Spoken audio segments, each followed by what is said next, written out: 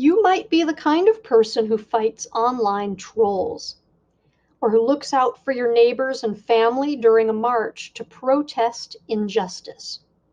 Perhaps you are the trans mentor that you wish you had when you were younger. Or perhaps you are hashtag disabled and cute and dancing around your living room, proud to simply be. Maybe you call out false allies or confront loved ones. Maybe you speak your truth and drop the mic, or maybe you take it with you when you leave.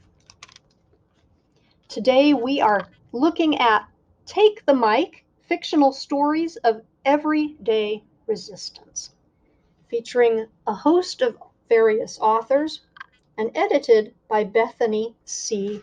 Morrow. I will be reading to you from Grace, which was written by Darcie Little Badger. When I was very young, Mama taught me 3 things. 1, someday we'll go home. It's there, waiting, never really stolen. But until then, we gotta live like a pair of dandelion fluffs in the wind and drift around until the day comes to settle and grow. 2, I'm alive because my great-grandma, great-great-grandma, and great-great-great-grandma resisted the men who tried to round them up and kill them or steal everything that mattered. Even when it meant hiding in plain sight, surviving in small enclaves after the world figured we all died. It hadn't always been that way. Once, my people helped the settlers and trusted their promises of friendship. But then Texas got incorporated into the United States, and that meant my people were suddenly unwelcome in our own home. 3, I'm Lipan Apache. Mama has been teaching me what that 3rd fact means all my life. No matter where my family travels and who we encounter, I am Lipan. I was born on Ojibwe land in a winter so bitter. My earliest memory is the feeling of cold. Mama says I showed the loons how to really cry, and sometimes the birds and I screamed at each other like we were sparring with our voices. 4 years later, my mama remarried on Celtic land. She held my hand during the airplane trip, my first, and when we landed, we cried together. I cried because I was tired and grumpy. She cried because she felt like a rubber band stretched too tight, since her body was rooted to the land an entire ocean away. That's what she claims anyway. She was probably tired and grumpy too. We spent 2 weeks in Limerick to visit my new grandparents. They fed me buttery cookies and taught me how to weave yellow wildflowers into a necklace. At the end of the visit, my mama wore her finest traditional regalia, a bright yellow camp dress and a pink shawl with yellow fringe. She draped her neck with the good jewelry, dense strands of seed beads clasped by silver. Mama's bride wore a slim white suit. With a kiss, they were married. On the flight home, when the turbulence frightened me, I held my new mom's hand and she patted my head and promised we'd be safe. I started school on Sioux land. My family lived between a pig farm to the north and an ocean of corn to the south. The kind of corn that tasted sweet but didn't taste like corn. No wonder our rent was cheap, because the smell when the wind blew from the north permeated everything. The scent of manure still makes me nostalgic. It's gross, but true. Fortunately, we didn't stay on Sioux land long. My family never stayed anywhere for more than a couple of years. Unfortunately, each new land had its own troubles, some worse than others. A boy tried to kiss me on Paiute land, 8th grade. It happened in chess club, 30 minutes of gaming between lunch and 5th period. I joined on my first day in the new school because Mama and I often played together. When you're a stranger trying to fit in, it helps to find something familiar and use it as a life raft. It gives you confidence. At least, that's what I've experienced. The chessboards were all different because the students had to bring their own. For a couple minutes, I hesitated in the doorway of the classroom and watched the other club members, who seemed happy to ignore me. I saw this brown-haired white boy named Brandon. He was in my morning math class. Open a polished wooden case and take out a prehistoric-themed chess set with dinosaur-shaped pieces. Velociraptor pawns, pterodactyl bishops, triceratops knights. The king and queen were both T-Rexes, but the King Rex wore a crown.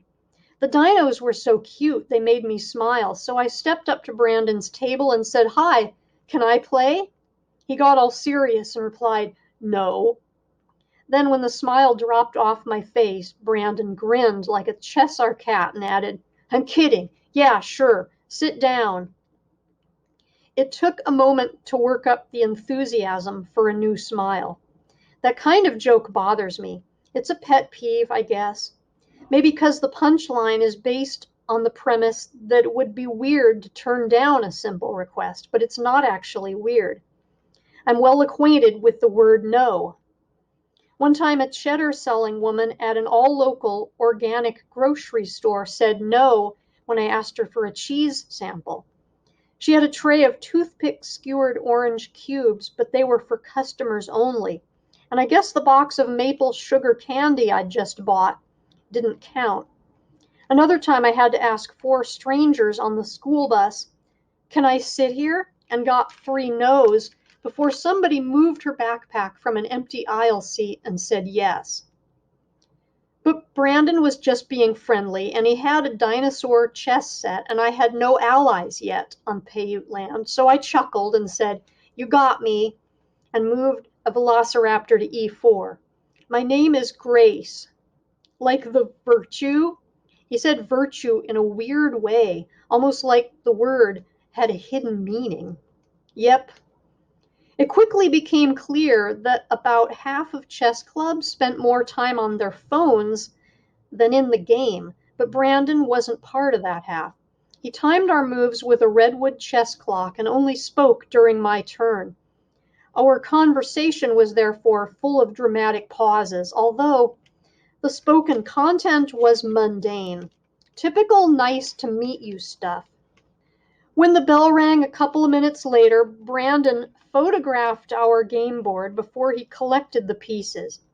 "Can we continue this next time?" he asked. "Uh-huh, see you Tuesday."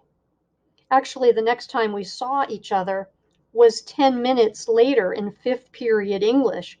Brandon waved me over to the desk beside his. "Do you have your books yet, Grace?" he asked. "You can share mine." "I'm all set up," I said, but the offer was still appreciated. That's how it went for several weeks. We'd sit side by side, 3 classes a day, eat lunch at the same table, and every Tuesday and Thursday continue a game of chess that sometimes felt like playing tug-of-war with a clone. Oh, the pieces disappeared one by one, but nobody kept an advantage very long. By week 6, just our kings and a few velociraptors remained. "We can call it a draw," I suggested. Brandon whipped out a pocket-sized spiral notebook and consulted it. "Actually," he said, "based on time, I win. You spent 200 minutes thinking. My time is less than 90. "Congratulations," I said. He stuck out a hand, and it took me a moment to recognize the gesture as an offer to shake. The whole ceremony was a bit much, considering that he won on a technicality, but I didn't want to be a sore loser over a board game. That's not a good look. Then again, insufferable winner is probably a worse look. "Okay," I said, laughing. "So official." "If you want official," he said, "there should be a kiss, too." When our hands clasped, he leaned forward, his eyes shut and his lips pursed. I tried to pull away, but Brandon's grip tightened, so I used my free hand to grab him by the chin, halting his lunge just a few inches from my face. "Stop," I said. Brandon looked at me with wide eyes. They were a pale shade of brown with a hint of something greenish. I'd never seen them so clearly before, since I rarely make eye contact with anybody. In my family, it's considered rude, not a sign of friendship or trustworthiness. But now I held his stunned gaze.